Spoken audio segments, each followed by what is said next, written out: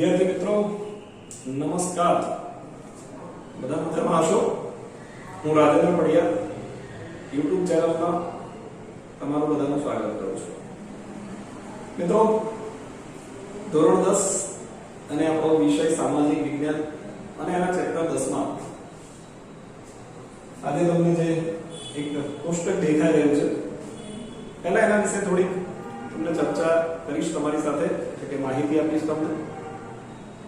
આની અંદર આપણે ધોરણ 10 માં બોર્ડ લેવલે બે પ્રશ્નો પૂછી શકાય તે રીતે આ કોષ્ટકમાં ચર્ચા કરીશું. એટલે કે આપણે અગાઉ જે બે ભાગ તમારી સામે આવ્યા છે એમાં કૃષિના પ્રકારો અને કૃષિ પદ્ધતિઓ વિશે માહિતી વધારે હતી. ત્યારબાદ આપણો જે પોઈન્ટ આવે છે એ કૃષિ પાકો આવે છે. કૃષિ પાકો ઘણા બધા છે. 4 માર્ક્સના ગુણના અનુસંધાનમાં એ બધા જ પાકો એક સાથે ક્યારે લખવાના ન થાય તો કઈ રીતે પ્રશ્ન પૂછાય? તો પ્રશ્ન પૂછાશે એમાંથી 4 ટુકડા પડી શકે, જેમાંથી બે મહત્વના પ્રશ્નો અત્યારે તમારી સામે દેખાઈ રહ્યા છે. એક કૃષિના મુખ્ય ધાન્ય પાકો અને કૃષિના મુખ્ય રોકડિયા પાકો. એટલે કે બે અલગ અલગ પ્રશ્નો આપણે તૈયાર કરવાના છે. ભલે અહીંયા કોષ્ટકમાં એક જ હોય, પરંતુ તમારે બે પ્રશ્નો સમજવાના. અને બાકી જે છે એમાં રોકડિયા પીણાનો સમાવેશ થશે. પીણા અને તેલીબિયા. એટલે એ પ્રશ્ન પણ બની શકે છે, પરંતુ એની શક્યતાઓ ખૂબ ઓછી છે. એટલે તમારે સવિશેષ જે માહિતી કરવાની છે એ ધાન્ય પાકો અને રોકડિયા પાકો, અને એ પણ બુકના અનુસંધાનમાં જે આપેલી છે એ. નંબર 1. બીજું, મોટે ભાગે આટલા વર્ષોના અનુભવ પછી એવું અનુભવાયું છે કે વિદ્યાર્થીઓને આ પાઠ યાદ રાખવામાં થોડીક મુશ્કેલી પડે છે. તો અહીંયા આપણે એ પણ સરળતા તમને કરી આપીશું કે તમે બહુ વ્યવસ્થિત રીતે પદ્ધતિસર જો એકવાર તૈયારી કરશો, જે હું કરાવવાની તમે કોશિશ કરી રહ્યો છું, તો ચોક્કસથી તમને આ પ્રશ્ન આવડી જશે. બરાબર? તો આપણે ધીરે ધીરે એને સમજવાની કોશિશ કરીએ છીએ, અને જ્યાં પણ તમારી મુશ્કેલી હશે ત્યાં તમને ચોક્કસ આ વિડિયો દ્વારા માર્ગદર્શન મળી રહેશે. સૌથી પહેલા પાકની વાત કરીએ અને પહેલો આપણે પ્રશ્ન જોઈશું ધાન્ય પાકો. ધાન્ય પાકો એ મુખ્ય 5 આપેલા છે. તો સૌથી પહેલા આપણે એની ચર્ચા કરીએ છીએ, જેમાં ડાંગરનું તાપમાન છે 20°C, એનો વરસાદ છે 100 સેન્ટીમીટર થી વધુ અથવા એના જેટલો. ડાંગર એ ગરમ અને ભેજવાળી આબોહવા હોય ત્યાં વધારે થાય. નદીઓની કાપની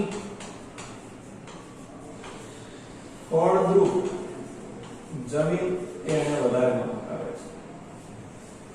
હવે તમે ટેક્સ્ટબુકમાં જોશો મિત્રો, તો ઘણી માહિતી ડાંગરમાં આપેલી છે, પણ તમે આ 4 માહિતી કરી નાખો અને બાકી 2 માહિતીમાંથી પ્રયત્ન કરો, એટલે તમારો એક પાક વ્યવસ્થિત રીતે લખાઈ જાય. તમે શું લખશો હવે કે ડાંગરના પાકને 20°C તાપમાન, 100 સેન્ટીમીટર જેટલો વરસાદ, ગરમ અને ભેજવાળી આબોહવા અને નદીઓના કાંપની ફળદ્રુપ જમીન જોઈએ છે. તો 4 મુદ્દા એટલે 4 વાક્યો તમારા થઈ ગયા. રાજ્યો હું લોજિકલી તમને શીખવાડવાનો પ્રયત્ન કરું કે નદીઓની કાંપની ફળદ્રુપ જમીન એ ઉત્તર ભારતના પંજાબ, હરિયાણા, બિહાર, ઉત્તર પ્રદેશ, પશ્ચિમ બંગાળ વગેરે રાજ્યોમાં વધારે છે. તો ત્યાં સ્વાભાવિક છે કે આ પાક વધારે થાય, અને મોટે ભાગે થોડું ગરમ અથવા ભેજવાળી આબોહવા ધરાવતો જે ભાગ હશે ત્યાં આ પાક લેવામાં વધારે આવશે. તો એ પણ મુદ્દો આપણે ધ્યાનમાં રાખવો. ભારતનો સૌથી મહત્વનો ધાન્ય પાક છે, અને ચીન પછી ભારત એના ઉત્પાદનમાં બીજા ક્રમે છે. જો આ માહિતી તમે લખી નાખો એટલે તમારો એક પાક પૂરો થયો. હવે આવા 4 પાકો વિશે આપણે થોડીક માહિતી લખવાની છે. આવો બીજા પાક વિશે જોઈએ. ઘઉં. ઘઉંમાં તાપમાન આપણને નથી આપ્યું, એમાં 75 સેન્ટીમીટર જેટલો વરસાદ, આબોહવા નથી આવી, પરંતુ એ સમશીતોષ્ણ કટિબંધની જે રવિ પાક કહેવાય છે, એટલે એને સમશીતોષ્ણ કટિબંધની આબોહવા વધારે માફક આવે છે. ફળદ્રુપ ગોરાળુ જે જમીન છે એની અંદર આ પાક વધારે પ્રમાણમાં થાય છે, તો એ લખી શકો છો. ઘઉં જે બીજો મહત્વનો ધાન્ય પાક કહેવાય છે દેશમાં. બે નાના પેટા પ્રશ્નો પણ એમાંથી ભૂતકાળમાં પૂછાયેલા છે, પરંતુ હવે આપણે એટલા માટે એને નથી કરાવતા કારણ કે એનું વેઇટેજ ગુણભાર પ્રમાણે ઓછું પડે છે. જેમ કે એક પ્રશ્ન પૂછાતો હતો, પંજાબને ઘઉંનો કોઠાર કહે છે, ઘઉં અનાજનો રાજા કહેવાય છે. આપેલું છે બુકમાં, જોઈ શકો છો. તો એ બે વાક્યો તમે આ અન્યમાં લખી શકો છો. અને સાથે સાથે રાજ્યોની વાત કરીએ તો મોટે ભાગે એક શબ્દ આવે સમશીતોષ્ણ કટિબંધ.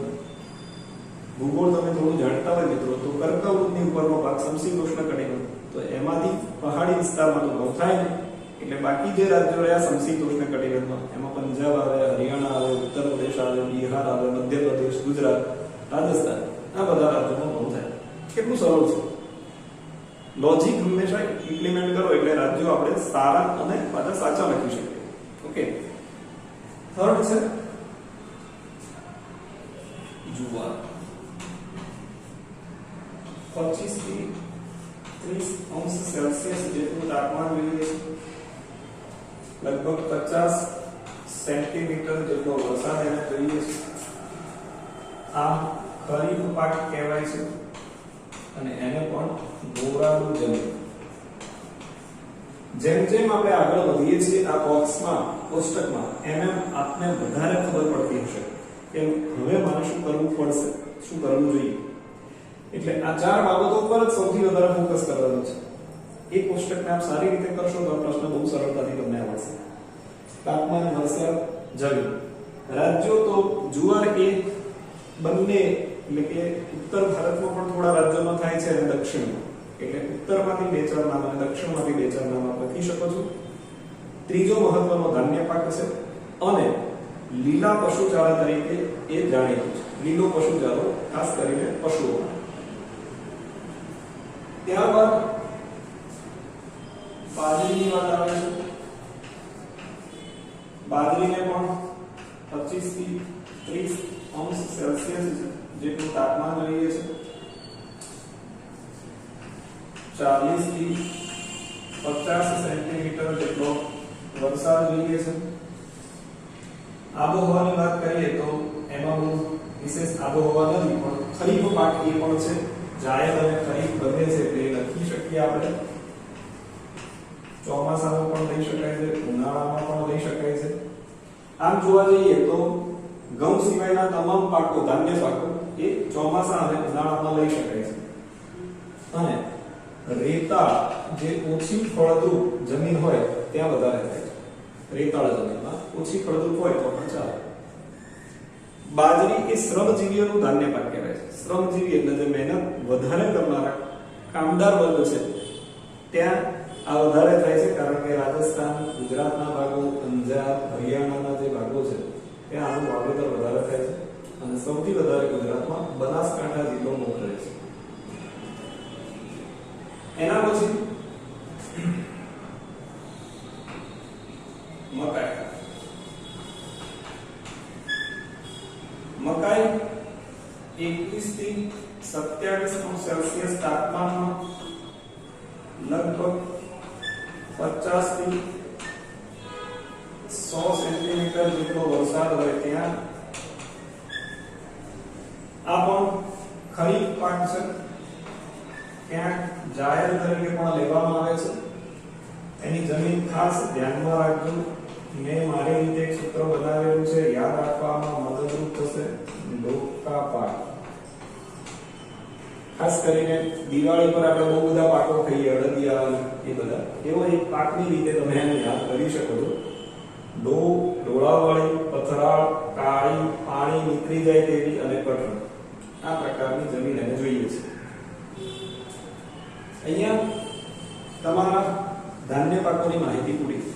મિત્રો, હું માનું ત્યાં સુધી તમને ખબર પડી ગઈ હશે કે આપણે સૌથી વધારે આ ચાર બાબતો પર ધ્યાન આપવાનું છે અને રાજ્યો છે ને એ તમારે કેવી રીતે કરવાના છે તો એના કાં તો લોજિક ઇમ્પ્લિમેન્ટ કરો કાં તો એનું વાક્ય તમે આબોહવા આધારે નક્કી કરી શકો છો કાં તો અન્ય રીતે જેમ કે મકાઈ એક ડુંગરાળ વિસ્તારનો ખોરાક છે અને ડુંગરા એટલે દક્ષિણ ભારતમાં મહારાષ્ટ્ર કર્ણાટક આંધ્રપ્રદેશ તમિલનાડુ આ બધા રાજ્યો તો એ તમે લખી શકો બાજરી રેતાળ જમીન તો રેતાળ જમીન એ ગુજરાત રાજસ્થાનમાં હોય તો એના આધારે તમે થોડું લખી શકો એવું જરૂરી નથી કે બુકમાં આપેલા તમામ રાજ્યો લખવા એમાં 7 હોય તો 5 અને એ પણ સાચા ઘઉં એ કાશ્મીરમાં નથી થતા તો સાવ વાહિયાત રાજ્યો આપણે નથી લખવાના પણ સાચા રાજ્યો આપણે લખી શકો છો હવે મિત્રો તમારો બીજો પ્રશ્ન શરૂ થશે એ છે રોકડિયા પાક રોકડિયા પાકો પણ આપણને 5 આપે છે તો સૌથી પહેલા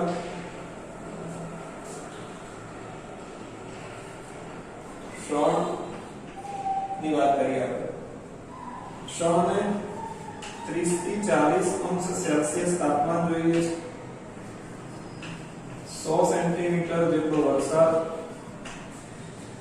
ગરમ અને ભેજવાળી આબોહવા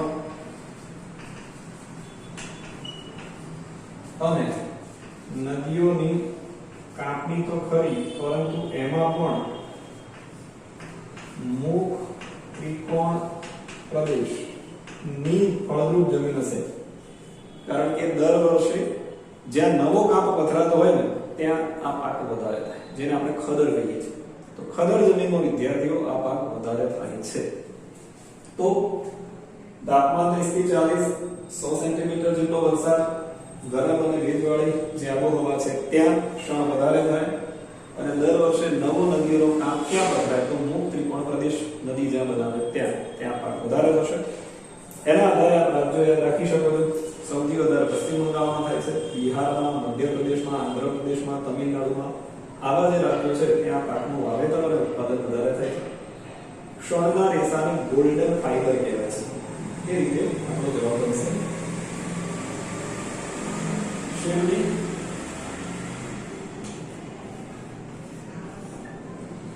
શેરડીને 21 થી 27 અંશ સેલ્સિયસ જેટલું તાપમાન લગભગ 75 થી 100 સેન્ટીમીટર જેટલો વરસાદ ગરમ અને ભેજવાળી આબોહવા અને નદીઓની કાપણી જમીન ફળદ્રુપ જમીન શેરડી તાપમાન વરસાદ આબોહવા અને જમીન એ સિવાય એમાં 2-3 બાબતો યાદ રાખવાની છે શેરડીનું સૌથી વધારે વાવેતર ભારત કરે છે પરંતુ ઉત્પાદનમાં બ્રાઝિલ પછી ભારતનો બીજો ક્રમ છે એટલે જ્યારે પણ તમારે પોઈન્ટ લખવાનો થાય તો યાદ રાખવા જેવું છે એ જ રીતે ઉત્તર પ્રદેશ સૌથી વધારે શેરડીનું વાવેતર કરે છે પરંતુ ખાંડના ઉત્પાદનમાં મહારાષ્ટ્રનો નંબર આવે છે મિત્રો દરેકમાંથી 4 વાક્યો આના બને છે 2 વાક્યો અથવા 3 વાક્યો રાજ્યના કેના બને છે તો એ રીતે તમે યાદ રાખી શકો છો કપાસ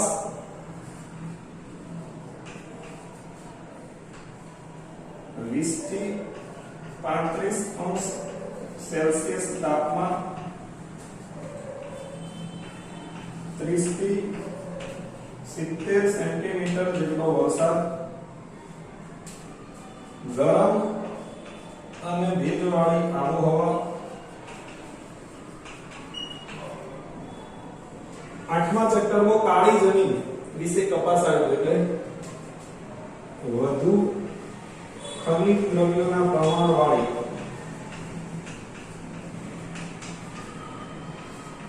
લાંબા સમય સુધી ભેજનો સંગ્રહ કરી શકે તેવી જમીન કાળી જમીન એ આ પાકને વધારે અસર કરે છે મોટે ભાગે 2 ભાગમાં વહેંચાયેલો છે ઉત્તર ભારતમાં પણ આ પાક થાય છે પંજાબ રાજસ્થાન બિહાર એ સિવાય ગુજરાત મહારાષ્ટ્ર કર્ણાટક તમિલનાડુ જેવા રાજ્યોમાં પણ થાય છે એટલે બંને બાજુ પ્રમાણમાં પાક વહેંચાયેલો છે મકાઈની જેમ ત્યારબાદ તમાકુ 20 અંશ સેલ્સિયસ જેટલું તાપમાન 100 સેન્ટીમીટર જેટલો વરસાદ કાળી અને ગોરાળુ જમીન આબોહવા આપી નથી એ સ્પેસિફિક આબોહવામાં નથી થતો, કારણ કે એનું તમે બુકમાં જોશો તો બીજું વાક્ય તમને મળશે કે એમાં આબોહવા કરતા જમીન એ નિર્ણાયક પરિબળ છે. તમાકુના પાકમાં આબોહવા કરતા જમીન એ નિર્ણાયક પરિબળ છે, એટલે એને કાળી અને ગોરાળુ જમીન હોય તો આ પાક વધારે પ્રમાણમાં થાય છે. વરસાદ અને તાપમાનમાં તમે જોઈ શકો છો કે ફિક્સ 20 અને 100. તમાકુની અંદરથી આપ બીજા બે ત્રણ મુદ્દા યાદ કરીને લખી શકો છો. એક, લગભગ 80% બીડી સિગારેટ, જેમાં ગુજરાત એટલે કે પહેલો નંબર ગુજરાતનો આવે છે. સિક્કિમે પ્રથમ ગુટખા ઉપર પ્રતિબંધ મૂક્યો હતો, એવું પ્રથમ રાજ્ય ભારતનું સિક્કિમ છે. અને બહુ ઓછા અમેરિકા, ચીન, બ્રાઝિલ અને ભારત જેવા દેશોમાં તમાકુનું મોટે ભાગે ઉત્પાદન કરવામાં આવે છે. રબર રોકડિયા પાકોમાં એમાં કોઈ માહિતી આપણને આપી નથી. ગરમ અને ભેજવાળી આબોહવા તમે લખી શકો છો એમાં, કારણ કે દરિયા કિનારે થતો આ પાક છે. એની જમીન એ પણ વિશેષ આપી નથી. લેટેક્સ કુળનું જે વૃક્ષ આવે છે એનું દૂધ એમાંથી રબર બનાવવામાં આવે છે. એસિટિક એસિડ સાથે એને મિક્સ કરવામાં આવે છે, ત્યારબાદ રબર તૈયાર કરવામાં આવે છે. મલેશિયા એમાં પ્રથમ ક્રમે છે અને ભારતના કેરળ, કર્ણાટક, આંધ્રપ્રદેશ, તમિલનાડુ જે દરિયાઈ રાજ્યો છે જ્યાં આગળ પ્રમાણમાં રબરનું ઉત્પાદન વધારે થાય છે. મિત્રો, હવે મને એ નથી સમજાતું કે વિદ્યાર્થીઓ આનાથી દૂર કેમ ભાગે છે. કેટલું સરળ છે. આ કોષ્ટકને તમે વ્યવસ્થિત રીતે એકવાર જો કરી નાખો તો 100% બોર્ડની અંદર તમે કમસે કમ, હું વધારે નથી કહેતો પણ 4 માર્ક્સ મેળવવાનો હકદાર બની જાવ છો. કારણ કે તમારા 2 પ્રશ્નો થયા અને પાઠમાં તમે વધારે ન લખો, બાકીના પાકોમાં ખાલી જનરલ માહિતી લખી નાખો. આ પાકો વિશેની આવી માહિતી લખો ને તો પણ સામેવાળા ટીચરને દેખાશે, શિક્ષકને દેખાશે કે વિદ્યાર્થીએ મહેનત કરી છે. મહેનત કરે ને એને પાસ કરે છે, થોડું લખે ને એને પાસ કરે છે બોર્ડમાં. એટલે હું આજે વધારે પડતું મોટે ભાગે તમારા ગુણભાર ઉપર ભાર આપું છું, કારણ કે વિદ્યાર્થીઓ ઘણીવાર એવું વિચારે છે કે આટલું અઘરું ક્યાં કરવું, આટલા આંકડાઓ કેવી રીતે યાદ રહેશે. એ તો પ્લીઝ ગભરાશો નહીં. આને તમે ટુકડા પાડી દો. પહેલા ધાન્ય પાકોની 5 માહિતી તૈયાર કરો, પછી રોકડિયા પાકો, પછી અન્ય માહિતી. આ રીતે 3 થી 4 સ્ટેપ તમે પાડશો તો મને વિશ્વાસ છે કે તમે આને 100% તૈયાર કરી શકશો. હવે જે બાકીના પાકો રહેશે મિત્રો, આમાં એ એટલા બધા ગંભીરતાથી તમે ન કરો તો પણ ચાલે. એક મગફળી, ચા અને કોફીમાં થોડી આંકડાકીય માહિતી આપેલી છે. બાકીના પાકો એટલા બધા સારી રીતે ન કરો તો પણ ચાલે, પણ એની પણ આપણે આગળના ભાગમાં 100% ચર્ચા કરીશું. પરંતુ મારે તમારી જોડેથી જે માહિતી લેવી છે, તમારી જોડે જે મહેનત કરાવી છે એ આ છે કે આ પાઠ પણ તમે સારી રીતે કરો, આ પ્રશ્નોને સારી રીતે કરો અને તમે કરશો. મને વિશ્વાસ છે. ચેનલને સબસ્ક્રાઇબ વધારે કરવાનું રાખો. ગમે તો લાઈક અને શેર પણ કરો. જય હિન્દ, જય ભારત.